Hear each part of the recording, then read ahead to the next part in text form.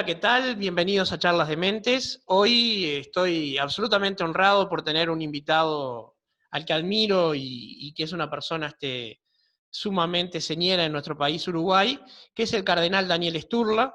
No necesita más presentación, realmente es el segundo cardenal que hemos tenido en el país. Y le voy a plantear, en Charlas de Mente nosotros no tenemos brújula, pero sí un punto de partida, cómo es la vivencia de la fe en el siglo XXI para comenzar nuestras charlas de mente, dado que es una persona más que capacitada para llevarnos por el camino de reflexionar sobre la fe. Bienvenido, Cardenal Sturla. Bueno, gracias, un gusto estar con usted y poder encontrarme de este modo con tanta gente. Bueno, la fe es una palabra muy global, ¿verdad? Otra cosa es decir, bueno, la fe judía, la fe cristiana, la fe islámica. Fe supone que uno confía en alguien. A mí me llama la atención cuando a nivel de economía se dice que lo que vende un banco es confianza y lo que de algún modo hace a las relaciones humanas, pero también a las cuestiones que mueven toda la economía de un país y del mundo, es la confianza. Y la fe es un tipo de confianza, confiar en que me dicen la verdad aquellos que escribieron en el caso de la tradición judeo-cristiana, los que escribieron la Biblia, el Antiguo Testamento, la Biblia hebrea, o para nosotros cristianos, también junto a ella el Nuevo Testamento. Entonces uno hace un acto de confianza. O sea que la fe, ante todo, es confiar, pero no una confianza tonta. Eso sería un fideísmo, sino una confianza razonable. Entonces, cuando a mí me dice o me pregunta sobre la fe en el siglo XXI, yo digo, bueno, la fe, confianza, es un elemento básico de la naturaleza humana. La fe en Dios, que es un tipo de fe, bueno, esa fe en este siglo XXI está medio puesta en duda, en juego, por toda una tradición que al menos en Occidente arranca por lo menos desde el siglo XV, pero sobre todo desde el siglo XVIII, las luces, y que los que tenemos el don de la fe en un Dios personal, bueno, creemos realmente que en Él encontramos las respuestas, pero además que Él interviene en la historia colectiva y en la historia personal. Claro, el tema es, usted se refirió recién al iluminismo como un punto en el que la fe fue puesta en entredicho como fuente de doctrina, al menos. Pero hoy en día el relativismo está atacando incluso la ciencia, está siendo atacado todo, casi cualquier estructura. Hoy en día, yo hace muchos años escuché por radio a, a un obispo uruguayo, que dijo algo que me marcó muchísimo. Dijo que cuando dejamos de creer en Dios, lejos de no creer en nada, pasamos a creer en cualquier cosa. Sí, un inglés, Chesterton, un hombre muy inteligente, que él pasó por distintas etapas hasta que se hizo católico, pasó también por una etapa medio agnóstica y guiándose hasta por adivinos.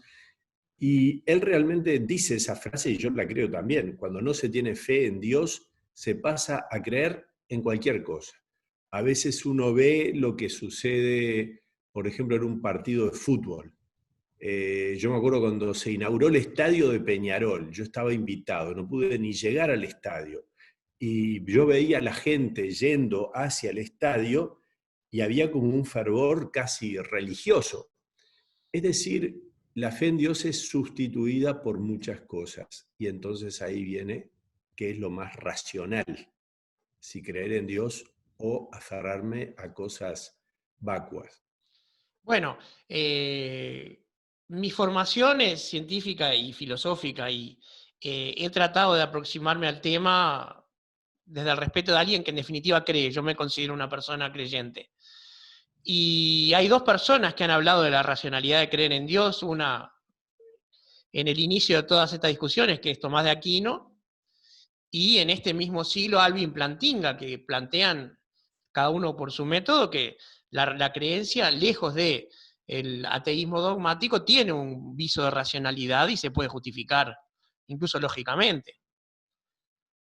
O sea, estamos... Exacto. Bueno, yo creo que el gran encuentro entre la fe cristiana y la filosofía griega, que se da ya con los padres de la Iglesia a partir del siglo II, que tiene después en Agustín, y bueno, mucho más todavía en Santo Tomás, Agustín siglo V, Santo Tomás siglo XIII, XIV. Bueno, ahí tenemos cómo ellos logran unir la fe y la razón.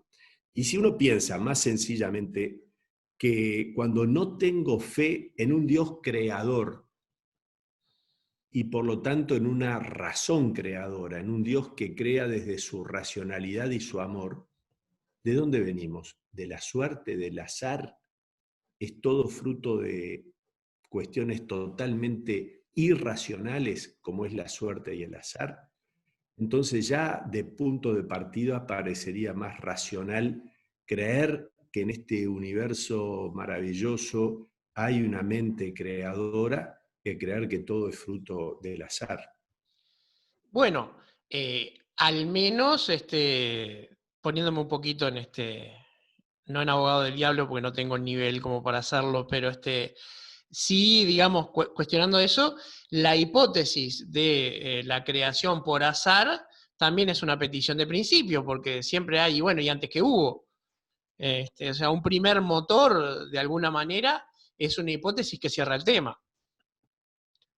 Exacto, bueno, y ahí está como los griegos, 500 años antes de Cristo, antes aún de Sócrates y Aristóteles, llegaron a concebir que tenía que haber ese motor inmóvil, ese principio sin principio, ese que está en el origen de todo. Es decir, llegaron a concebir la idea de Dios.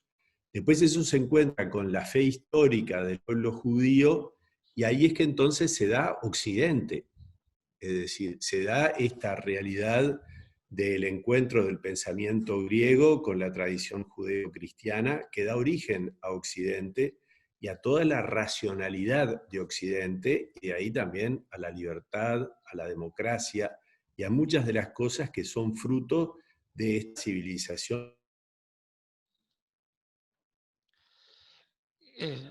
Disculpe, pues se detuvo un instante la transmisión. Sí, evidentemente estamos inmersos en el mundo occidental, que también en este momento está siendo desafiado, en particular por yo le hablaba recién del relativismo, ¿verdad? O sea, el relativismo tanto epistémico como el relativismo de la fe. O sea, el creer en todo, que todas las ideas valen lo mismo, todo está igualmente fundamentado solamente porque alguien lo dice. Pero de alguna manera el propio concepto de Occidente está... Sí, perdón. No nos estamos escuchando bien. Me pareció, sí. A ver ahora. Yo estoy conectado a mi internet. Ahora sí. Tuvimos un pequeño percance de comunicación online. Le planteaba, cardenal, si no le parece que en este momento Occidente está siendo puesto en entredicho desde muchos ángulos, ¿verdad? El materialismo, el crecimiento de ciertos fundamentalismos, digamos, opuestos a nuestra forma de pensar, ¿verdad? A nuestra forma de pensar, quiero decir, a nuestra matriz ideológica, no a nuestra ideología, ¿verdad? Pienso, por ejemplo, en el islamismo radical, que no es el Islam como religión, sino una doctrina política. Y de alguna manera, Uruguay en especial, que es un país hijo de España y de Europa, como que ve pasar ciertas formas de comunicación y nos resultan extrañas, pero después impactan también. O sea, ¿cómo lo ve usted en ese sentido? Bueno, yo creo que hay una realidad que es la que me parece a mí golpea más. Por un lado tenemos todos esos grupos, un ejemplo es ese del islamismo radical, pero ¿con qué se encuentran? Con un occidente que en lugar de quererse a sí mismo no se quiere. Es eso de algún modo lo que el Papa Benedicto XVI más de una vez lo ha dicho, ¿no? en Europa es clarísimo, en muchas de las manifestaciones que se hacen, hay como una debilidad frente a lo que es la realidad del Islam radical. Y hay una negación de las raíces de Europa. La famosa Constitución Europea, que nunca al final terminó de aprobarse, se negaban las raíces cristianas de Europa. Y al negar las raíces cristianas se está negando la misma identidad. Por eso, tanto el Papa Juan Pablo II como el Papa Benedicto han dicho, Europa, quiérete a ti misma. Y esto es una realidad para todo Occidente. Entonces, Occidente termina siendo su propio enemigo. Frente a eso, grupos como pueden ser los islamistas radicales piensan sencillamente en una nueva invasión de Europa, en esa conquista de la que hablan, es decir, por la natalidad. Y si uno ve estadísticas, uno dice, bueno, no es nada descabellado pensar en eso en unas decenas de años más. Frente a eso entonces está cómo recuperamos, cómo vivimos aquellos valores que han hecho de Occidente lo que ha sido, más allá de todos los errores que también se han cometido, por supuesto, innumerables.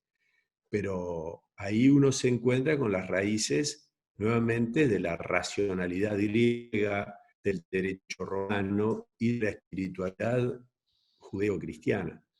Sí, usted toca un punto que es fundamental en la academia americana, que para mí es parte del problema de ese auto-odio que se tiene en Occidente. Se habla, entre otras cosas, de la culpa blanca. O sea, todo lo que es mayoritario, caucásico, cristiano, masculino y de cierta edad, es malo por naturaleza y debe ser puesto en función de, bueno, criterios identitarios. Y yo lo encuentro peligroso, me encuentro debilitante y sobre todo destructor de la autoestima, ¿no? Ahí supongo que sí, que la fe en una creencia debe darle a la gente un confort mucho más grande. Bueno, sin duda, porque ahí uno piensa, ¿qué es lo que me da la fe? Y la certeza de la dignidad de toda persona humana, la fe cristiana concretamente, hay una valoración de la libertad de la persona y por lo tanto también de lo que eso es como el punto de toque de toda la civilización.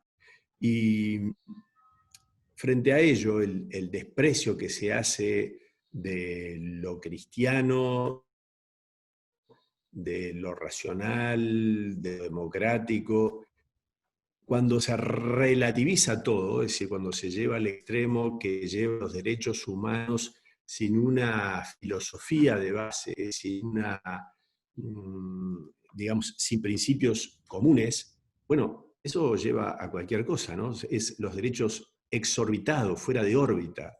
Entonces se llega, bueno, a cuestiones insólitas que tocan la vida, la familia, y ahí se derrumba todo lo que puede ser el edificio de una civilización. Sí, por lo pronto la occidental está puesta en entredicho de esa manera. Le quería hacer una consulta. Yo, al haber sido criado en una familia judía, tengo digamos, un bagaje aprendido que es un poco distinto del católico, pero recuerdo que en facultad una vez me encontré con una distinción que me resultó muy interesante, y es, entre los judíos es muy común preguntar si uno es religioso para diferenciar si es laico o ateo o seglar. Y le pregunté a un compañero de facultad de química si era religioso y no entendió la pregunta. Me dijo, ¿tú me preguntás si soy practicante? Y me abrió a la idea de la religión como una praxis, ¿verdad? Como una praxis de vida. Esa idea me resultó interesante, que hasta el día de hoy, 30 años después, la sigo recordando. Entonces, ¿cómo se vive esa parte, ¿no? En el siglo XXI también, y desde un punto de que no todo el mundo aprecia la iglesia y su práctica? Bueno, sí, tal cual. Yo en el encuentro con el mundo judío que he tenido en estos años, para mí ha sido una novedad eso no religioso. En el mundo católico se suele hablar de si sos católico practicante o no. Practicante muchas veces va unido solamente a la participación en la liturgia del domingo, en la misa de cada domingo. Y en ese sentido, obviamente, el número de participantes en las misas dominicales, a menos acá en el Uruguay, es del 2% de la población total, digamos, del número de católicos estaría en el 8% de aquellos que se dicen católicos. De todas formas, sabemos que la práctica de la fe va más allá de la práctica litúrgica, digamos, ¿no? Es que me identifico como cristiano. En este mundo especial en el que vivimos, ¿qué es lo que pasa? Que muchos se identifican como cristianos o como católicos, más comúnmente como cristianos, diciendo que siguen los valores cristianos propiamente, o tienen una fe vivida de un modo muy liviano, digamos, muy superficial. En cambio, la práctica de la fe supone ante todo que yo creo en un Dios personal que tiene que ver con ese Dios personal es el que me libera de mis males, del pecado y de la muerte eterna, que me abre las puertas del cielo, del paraíso.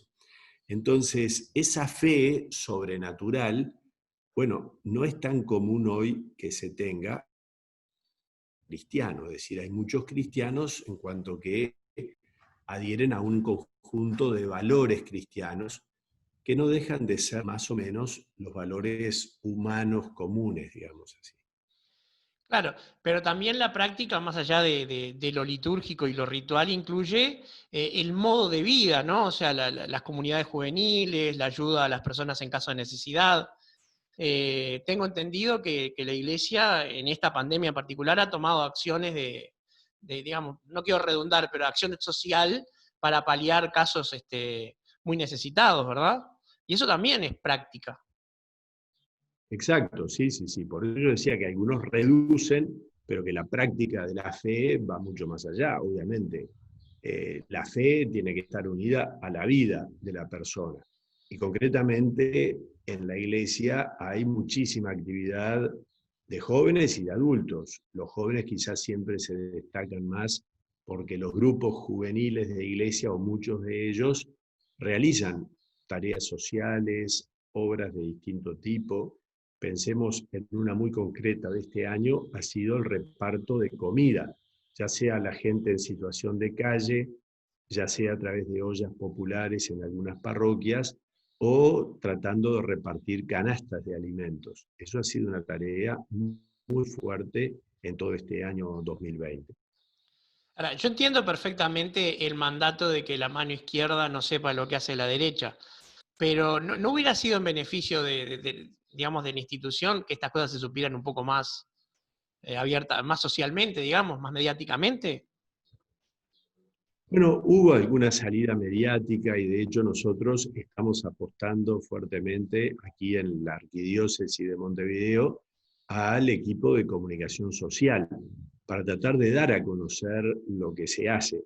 Porque es cierto eso de que tu mano derecha no sepa lo que hace tu mano izquierda, pero también Jesús dice, ustedes son la luz del mundo y la luz no debe estar escondida, sino puesta arriba del armario para que todos sean iluminados.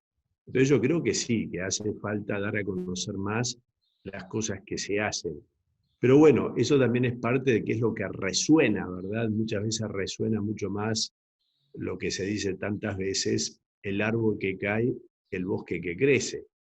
Entonces una noticia mala de la iglesia resuena mucho más que la cantidad de cosas buenas y positivas que día a día la iglesia hace a través de su gente, pero también a través de muchísimas instituciones aquí en este país.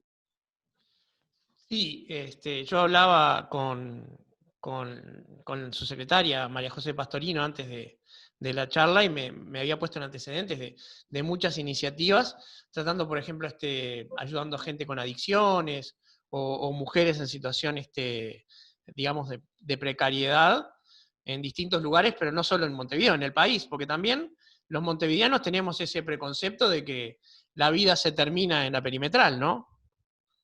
Sí, sí, sin duda. Yo ahora estuve en una reunión donde estaba lo que llamaba el provincial de los salesianos en el Uruguay. Los salesianos es una de las instituciones de la Iglesia Católica que tiene más obras acá. Es la Y entre suya, otras, ¿verdad? Sí, yo soy salesiano.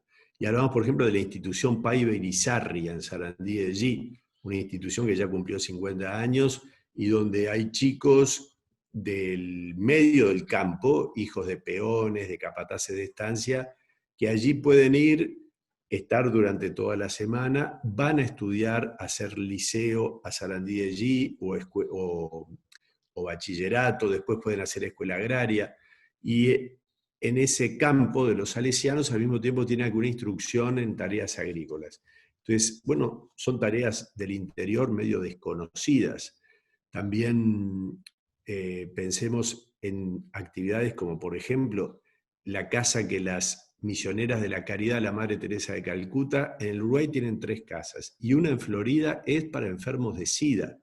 Y la tienen hace, no sé, como 40 años, ¿no? O sea, allí ellas, con una tarea muy silenciosa, se dedican a enfermos de SIDA, y no solo ahora que la enfermedad es más conocida y que sabemos también de su realidad y hay más posibilidades de curación, sino también cuando la realidad era muy, muy dura, muy acuciante, muy discriminatoria, digamos así. Entonces, hay muchas obras en Montevideo y en el interior que la Iglesia lleva y que manifiestan también esa práctica de la vida cristiana.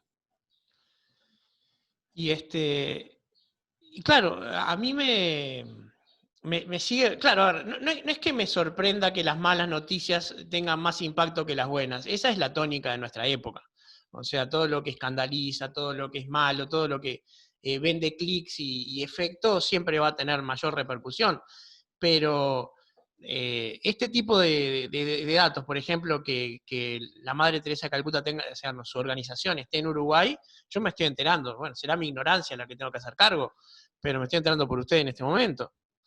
Y bueno, y es verdad, si bien hoy en día los enfermos VIH positivos, o enfermos o no, no están tan estigmatizados como antes, requieren muchas veces ayuda porque requieren de medicamentos o de contención que no siempre tienen una familia para dársela. Y es un tema, la atención de los enfermos, la visita de los enfermos es muy, muy cara, bueno, al Antiguo Testamento también, ¿no? Sin duda.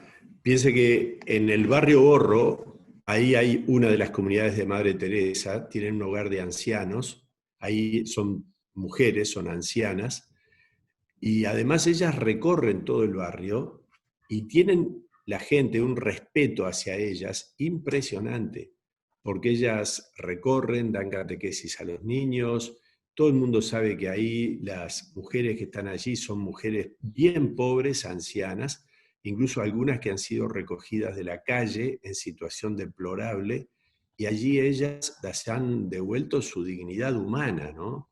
Desde que tienen un lugar limpio, cuidadas, con comida siempre.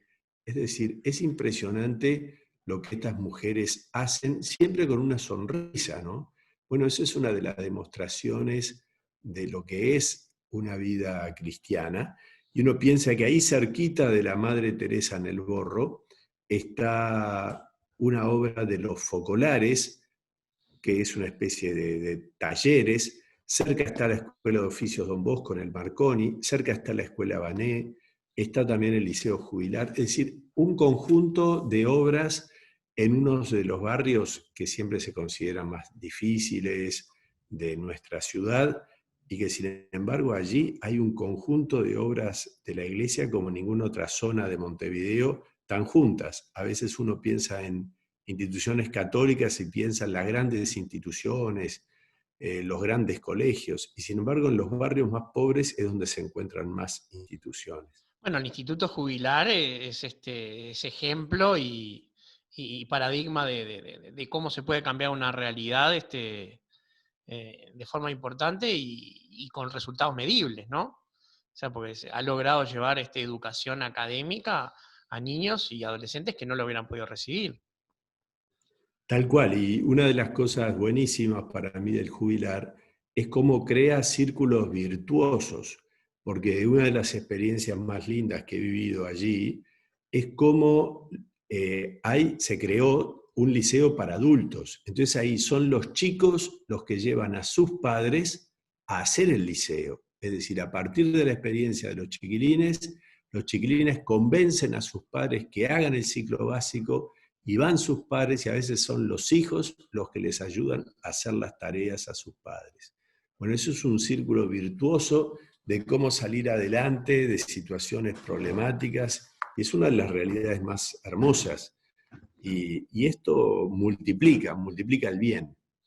Sí, en mi familia tenemos una persona muy comprometida con el jubilar y nos cuenta este tipo de situaciones y realmente es emocionante porque más allá de proselitismo, ¿no? Que la gente, que haya alguien haciendo eso por alguien, es fabuloso. Usted nombró 2 veces ya un concepto que para mí es nuclear, que es la dignidad humana. Yo creo que ese es el punto alrededor del cual habría que construir todas las sociedades, ¿no? Que todo lo que sea compatible con la dignidad humana debería ser lo que debería ser puesto por delante. Y, y ese tipo de actividades es justamente lo que lo hacen, ¿verdad? A mí me parece que Tal cual. Sí, dígame. Y bueno, está la antigua ley, ¿verdad? No hagas a los demás lo que no te gusta que te hagan a ti mismo. Jesús la dice en positivo, haz al otro lo que querrías que te hicieran a ti mismo. Es decir, y en eso está de fondo que yo reconozco en el otro a un hermano que tiene mi misma dignidad por el hecho de ser un ser humano. Entonces, ello ya le da una dignidad. Obviamente desde la fe uno piensa que ese otro es también un hijo de Dios, tan hijo de Dios como yo, sea un pobre con alguna deficiencia mental o sea la persona más inteligente y culta por el hecho de pertenecer a la raza humana, de ser humano, ya tiene una dignidad propia y que la hace portador de derechos y de responsabilidades y de uno hacia el otro, sobre todo si ese otro está marcado por la fragilidad, por la vulnerabilidad. Sí, ahora, ese tipo digamos, de discurso, el de la dignidad humana, el de proteger a los débiles, es común a muchos tipos de formas de pensar, pero resulta difícil a veces llegar a consenso. Yo tiendo a pensar que la acción es mejor que el discurso en estos casos, entonces me resulta siempre estimulante cuando se puede hablar de cosas hechas. He hablado de la misma manera con personas de distintas instituciones y siempre que podemos hablar del hacer y no del decir, siempre se resulta que se puede llegar a impactar, porque las palabras están bien, pero impactan menos, ¿verdad? O sea, quizás impacten más para dañar que para ayudar, por lo general. O sea, es como que es más fácil dañar con las palabras que ayudar. Y, esta experiencia mía como... Sí, este año yo he acompañado mucho a un señor muy especial que ha salido en los medios, que es Gabriel Muscarelli, conocido por Chespi, como Chespi. Es un señor que hace 20 años él sale a dar de comer a la gente en situación de calle. Entonces, este año él, cuando comenzó la pandemia, se propuso salir todos los días. Y de hecho, desde marzo hasta septiembre salió todos los días. Ahora en octubre salió todos los días menos sábado y domingo y ahora ya ha bajado el ritmo porque la realidad también ha cambiado. Lo que fue desde mitad de marzo, abril, mayo, junio, bueno, el invierno, ¿no? Y esta persona lo hace todo desde una profunda fe. Es decir, es un laico, no es una persona de fortuna, es de una familia humilde, sencilla, de Villa Española, casado, tiene hijos, tiene sus hermanos, son una familia muy especial en que todos son muy solidarios entre sí. Pero él lo que hace es una verdadera tarea de dignificación de las personas, porque además, 2 veces a la semana en este momento, los lunes y los jueves, él recoge gente de la calle para llevarla o a un centro deportivo los jueves o a la casa de las misioneras de la Caridad de la Madre Teresa en El Borro, para que allí puedan estar en un momento de paz, de silencio, bañarse, comer en una mesa, tener una catequesis, es decir, una charla sobre la palabra de Dios, sobre la Biblia. Bueno, todo eso es una maravilla, ¿no? Y esta persona lo hace, él es casado, con hijos, ayudado por otros. Bueno, también hay grupos, él se identifica con la Iglesia Católica, no es un católico que lo hace. Y es una tarea realmente fascinante y donde uno ve cómo la persona que está en la situación de calle disfruta de ese tiempo especial donde es tratado con toda dignidad y vislumbra una realidad distinta y bueno, y algunos dan pasos adelante, pero sin duda es muy difícil y muchos, bueno, quedan en esa situación de esperar el próximo lunes o el próximo jueves para poder tener ese espacio de dignificación humana y de encuentro en la fe. Qué persona fascinante debe ser ese señor. Chespi me dijo que le dicen. Chespi es muy conocido, bueno, la gente de calle lo conoce prácticamente todo, ¿no? La recorrida que él está haciendo este tiempo es desde el Mercado Modelo, la Plaza del Pasteur, ahí en La Unión, y de ahí por 8 de octubre, 18 de julio, hasta la Plaza Independencia. Y realmente es una maravilla acompañarlo, escucharlo cuando él le habla a la gente, ver el cariño que tiene hacia estas personas y también cómo la gente le responde, ¿no? Claro, me imagino, porque eso, no sé, me dejó sin palabras realmente, es algo que no me pasa habitualmente, pero claro, esa persona debe ser la definición de un santo seguramente, porque una persona que se dedica de esa manera a lo demás. Sí, él, por supuesto, atiende a su familia, tiene su trabajo, que en este tiempo estuvo medio mermado, pero que ahora lo está retomando. Y, y bien, y sí, son esas personas increíbles que, bueno, que existen, ¿no? Que uno las conoce y que uno dice cuánto bien hacen. Y bueno, pero también pienso, este sábado pasado, como el domingo ayer, fue la Jornada Mundial de los Pobres, que el Papa Francisco es la cuarta vez que convoca.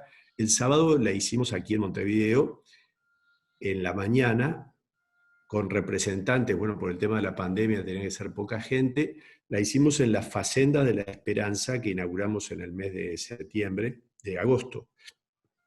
¿Y qué es esto de la Facenda? Es una organización fundada en Brasil para atender chicos adictos. Ya hay 170, si no me equivoco, facendas en el mundo. La número 170 es la que se inauguró en Montevideo en agosto.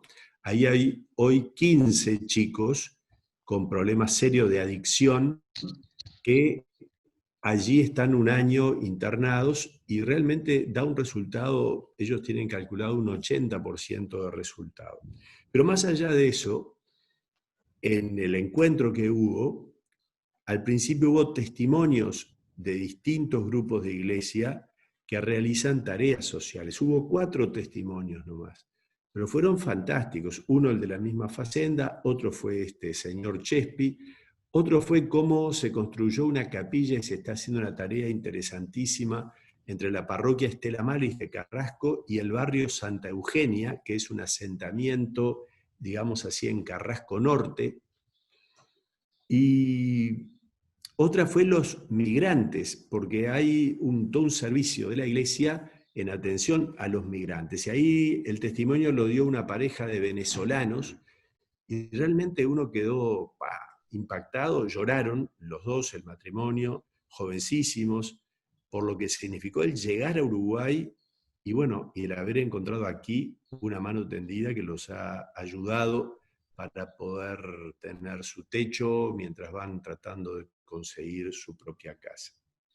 Sí, porque ya digamos, el desgajarse del país de uno, el ir a otro lugar ya es traumático, pero en este momento, justo este año además, es doblemente complicado. Si me permite cambiar de tema, Cardenal, quería hacer una consulta.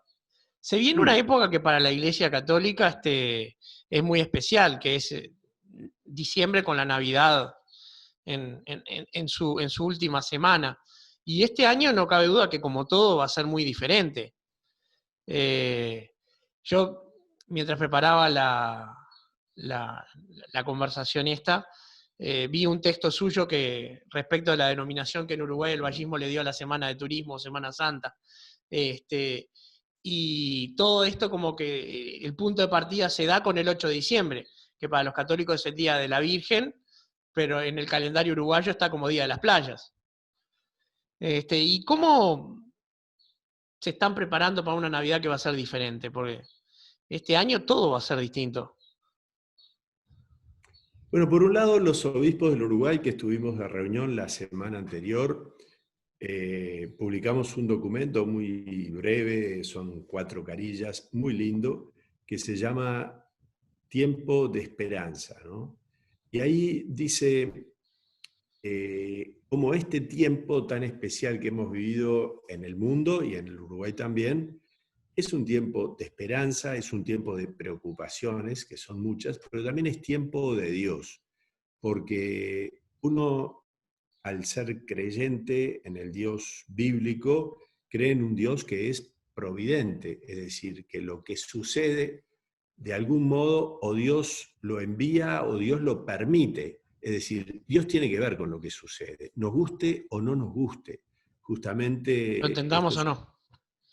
exactamente, ¿no?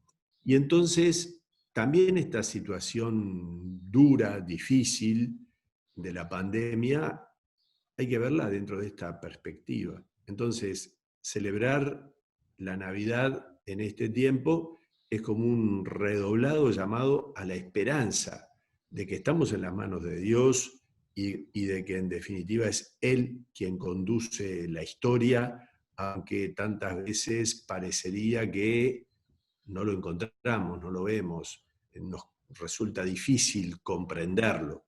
Pero un cristiano, digamos, supera el aparente silencio de Dios y termina teniendo esa confianza que no se deja disuadir, sino que perfora ese misterio, esa oscuridad con la fe.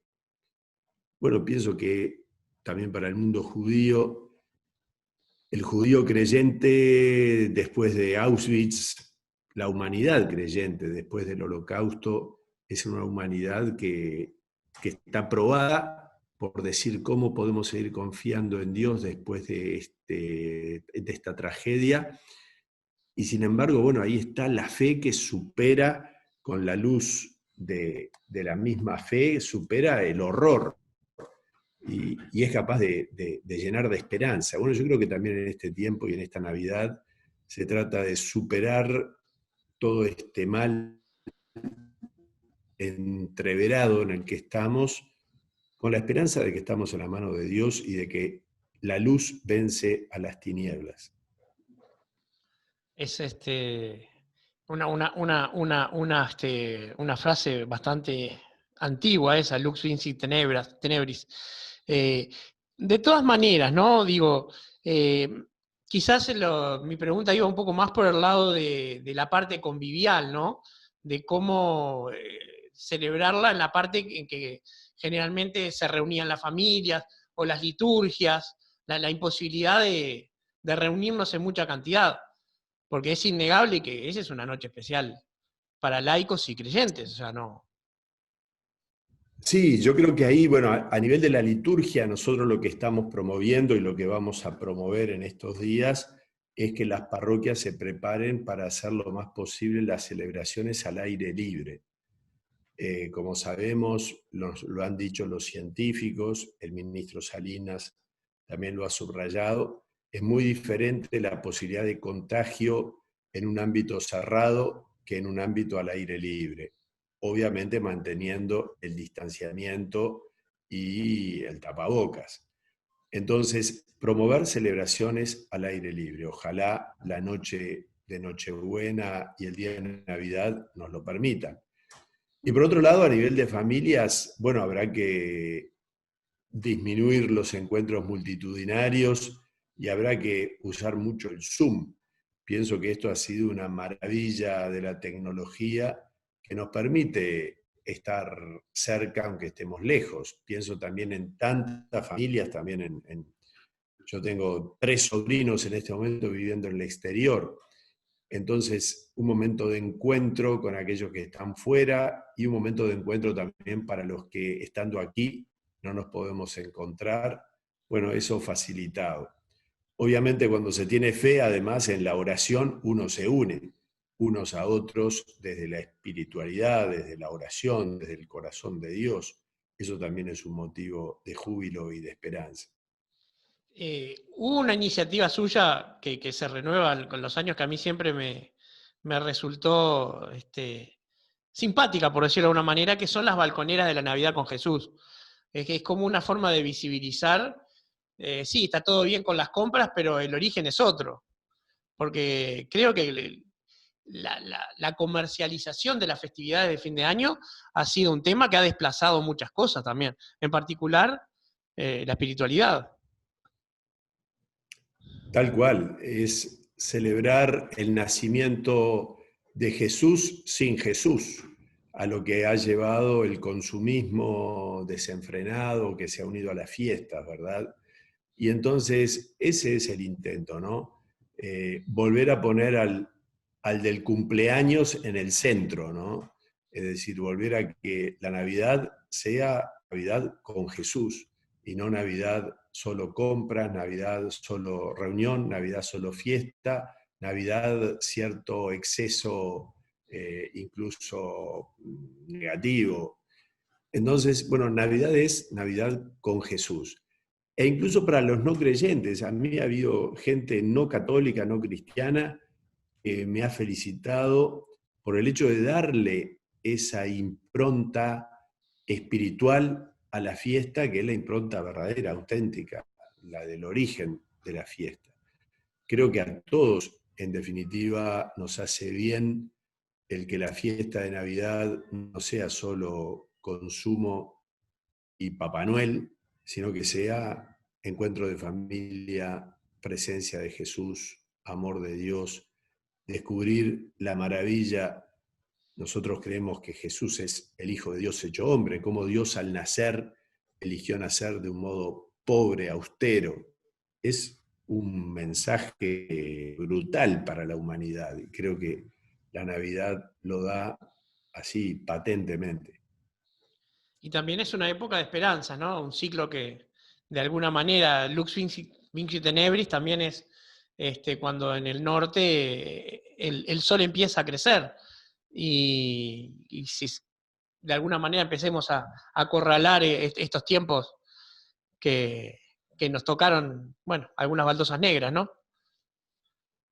Sí, si bien hay discusiones sobre el punto, pero el 25 de diciembre era la fiesta del Sol Invictus romano, ¿no? El sol que comienza a crecer después del solsticio.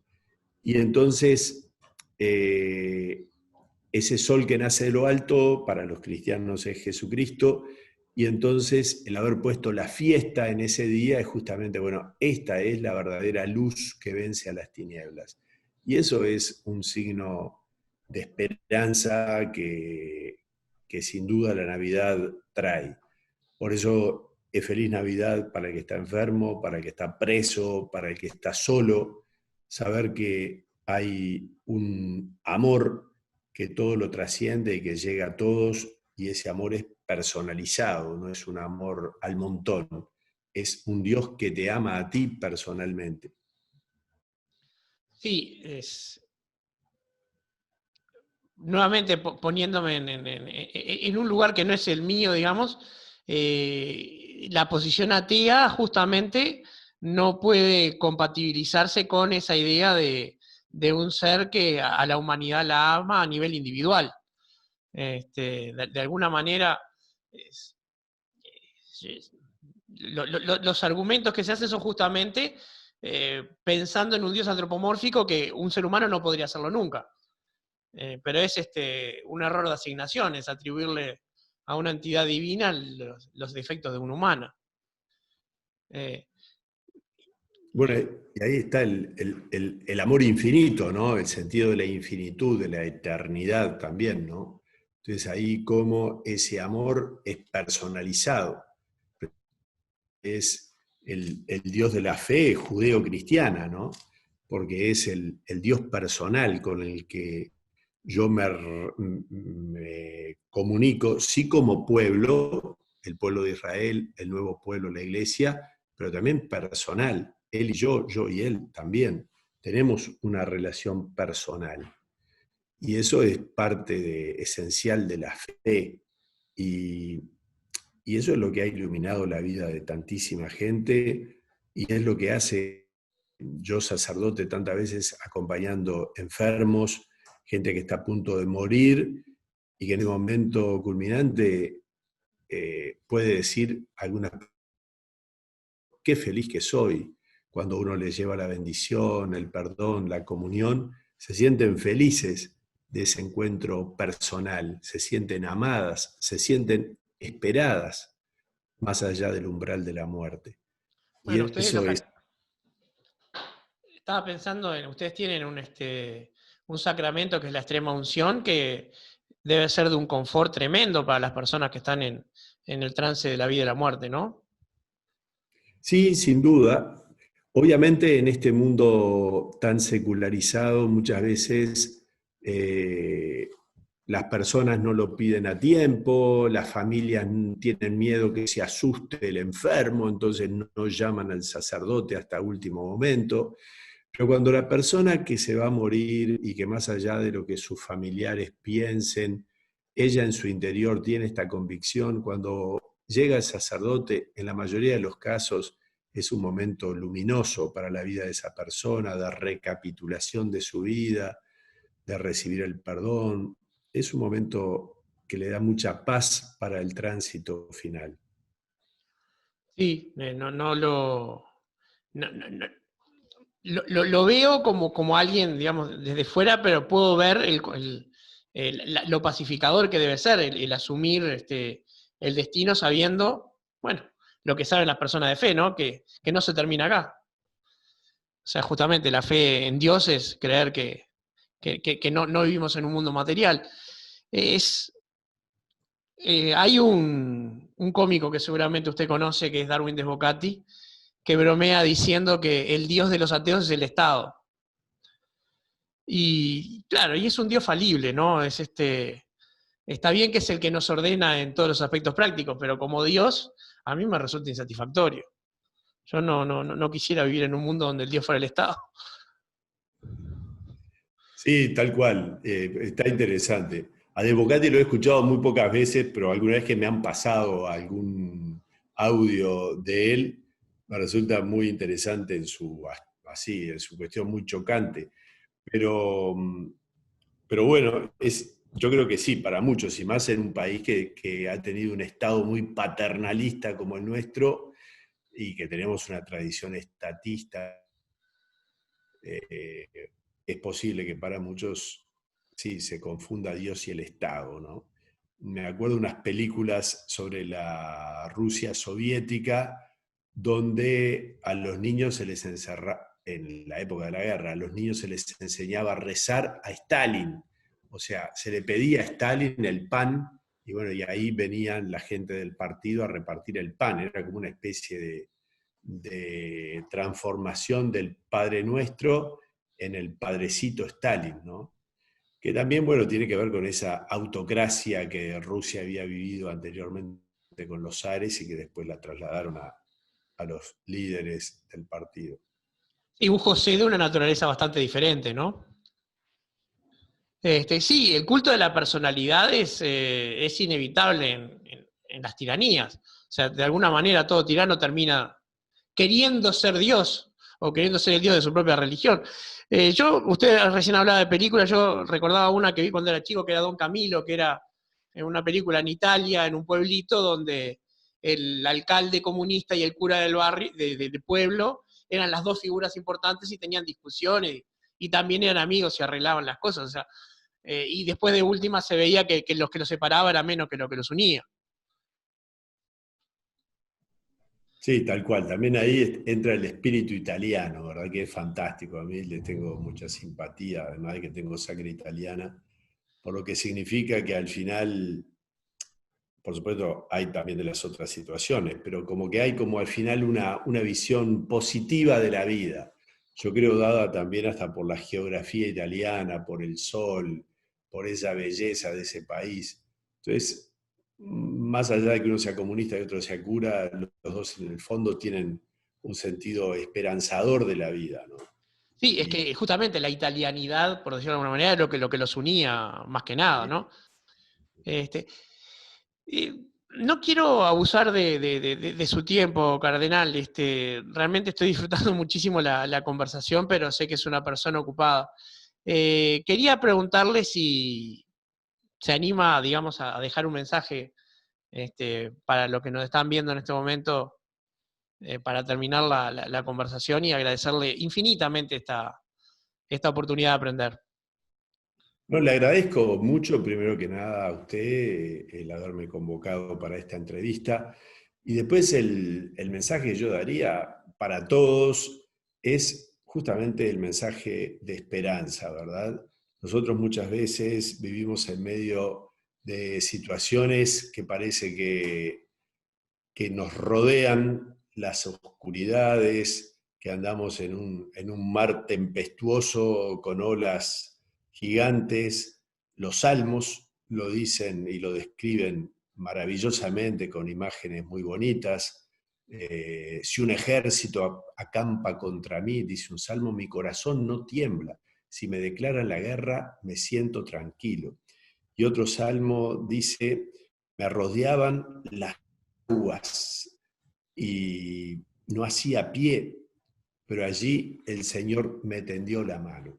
Es decir, lo que en este tiempo difícil, sin duda, que estamos viviendo en el Uruguay y en el mundo, uno a veces tiende a quedarse con la dificultad, la oscuridad, y cuesta ver el horizonte, la luz.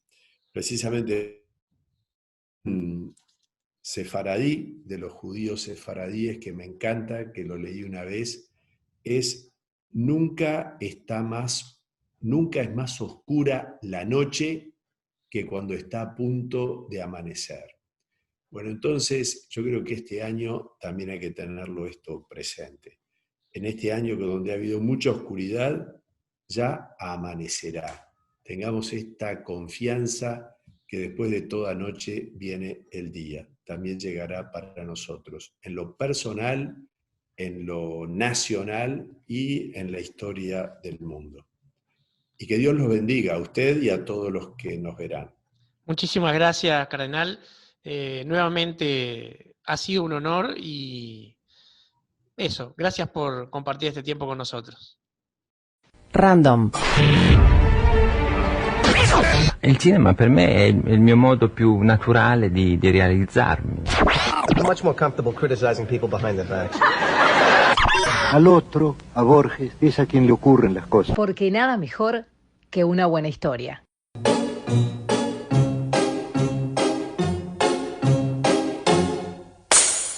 Historias Random por Bernardo Borkenstein.